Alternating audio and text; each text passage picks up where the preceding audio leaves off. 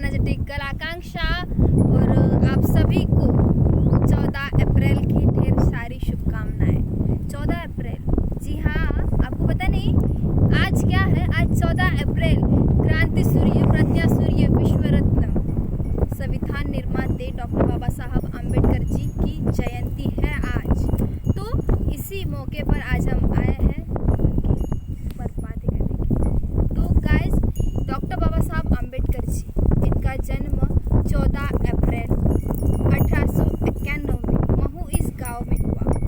और जो कि बाबा साहब जी हैं वो एक महार जाति के थे, इसीलिए उनको स्कूल में बैठाया नहीं जाता था।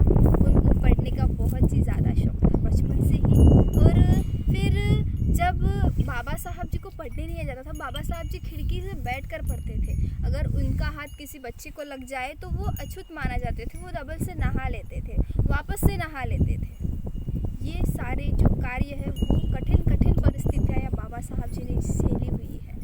और आपको पता है कि जब बाबा साहब जी आगे पढ़ते गए उनकी लाइफ में बहुत सारी समस्याएं आती गई, पर उन्होंने हार नहीं मानी, वो आगे बढ़ते रहे।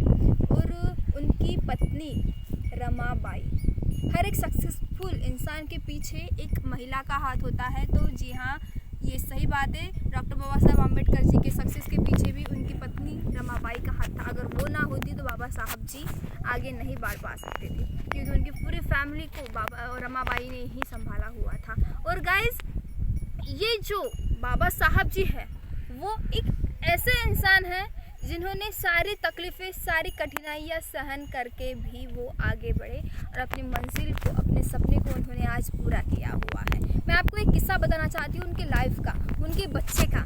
जब उनके वो क्या हो गए थे, वो एक बैरिस्टर बन चुके थे, तब का वो किस्सा है कि बाबा साहब जी का जो बेटा है, कौन, राजरत्न को एक दिन बहुत ही ज़्यादा बुखार आया। उसको निमोनिया हो गया था। तो जब उसको निमोनिया हो गया था, वो रो रहा था, उसके शरीर पर बहुत तेज़ बुखार था। बाबा साहब जी के गोद में वो लेटा हुआ था। उसका जो पूरा बदन है वो गर्म हो रहा था, वो उनका फीवर से तप रहा था, बुखार से तप रहा था। तो क्या उनको हॉस्पिटल ले जाने के लिए बाबा साहब जी के पास पैसे नहीं थे। बाबा साहब जी के पास पैसे नहीं थे, वो बैरिस्टर थे, उनके पास कितना पैसा होना चाहिए था, उनके पास पैसे नहीं थे। जब बाबा साहब जी का बेटा राजरत्न उनके ही गोद में तड़प कर मर गया, फिर भी वो कुछ भी नहीं कर सके। और जब उसका अंतिम संस्कार करने की बारी आई तो सारे लोग बोल रहे थे कि भीमराव जी, आपके बेटे को चिता पे लिटाना है तो उसके लिए कफन भी लाना चाहिए, उसके लिए नए कपड़े लाने चाहिए। तो बाबा साहब जी के मन में ऐसा झटका लगा, क्योंकि उसके पास पैसे ही नहीं थे। तो ये सारी चीज़ें जो है वो रमाबाई को पता थी, उनकी पत्नी को पता थी कि बाबा साहब जी के पास पैसे नहीं है तो उसको कपड़े कैसे खरीदेंगे। तो उन्होंने अपने ही पल्लू, जो साड़ी का पल्लू है, उसको फाड़ा और उस पर राजरत्न को लपेटा और उसकी अंतिम संस्कार पूरा किया गया। उस दिन बाबा साहब जी ने कहा कि आज मेरा एक राजरत्न बिना कपड़ों के चिता पर लेट गया, पर मेरे आने वाले जो राजरत्न हैं, मैं वो आगे चलकर टाई कोट में, सूट बूट में चिता पर चलेंगे। तो आज उन्होंने वो सपना पूरा किया। आज हम टाई कोट पहन पा रहे हैं सिर्फ और सिर्फ बाबा साहब जी की बदौलत। आज हम इतना आगे बढ़ पा रहे हैं सिर्फ और सिर्फ बाबा साहब जी की बदौलत। आपको पता है बाबा साहब जी ने बहुत सारी डिग्रियां ली हुई है, MA, BA, PhD, बारट लॉ, ये और की बहुत सारी जो डिग्रियां हैं उन्होंने ली हुई है। और डॉक्टर बाबा साहब आम्बेडकर जी जब लंदन से पढ़कर वापस आए तो पंडित जवाहरलाल नेहरू और गांधी जी वो इंग्लैंड गए, किस लिए? भारत का संविधान लिखने के लिए। तो उनको वहाँ पता चला कि भारत का संविधान वो तो आपके ही भारत में लिखा जा सकता है। वो कौन?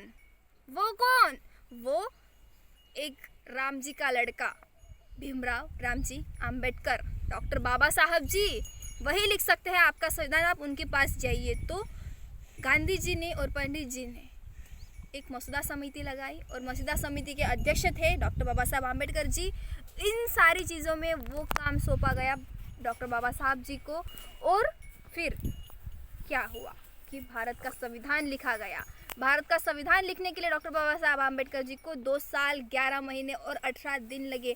उस सारी चीज़ों में उनको बहुत सी कठिनाइयों का सामना करना पड़ा, फिर भी उन्होंने उनका सामना किया और वो आगे बढ़ते रहे और आज हम स्वतंत्र हैं।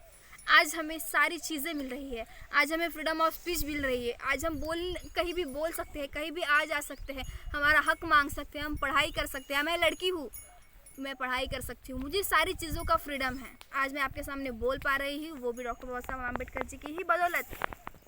तो डॉक्टर बाबा साहब आम्बेडकर हमें स्वातंत्र्य, समता, बंधुता, न्याय सारी चीज़ें प्राप्त के दी हुई और हम आज उनको भूलते जा रहे हैं। तो गाइज़, आपको डॉक्टर बाबा साहब आम्बेडकर जी के बारे में जानना होगा, पहचानना होगा, क्योंकि आप उनको जानोगे तो ही आगे बढ़ पाओगे, वरना आपका कुछ नहीं हो पाएगा।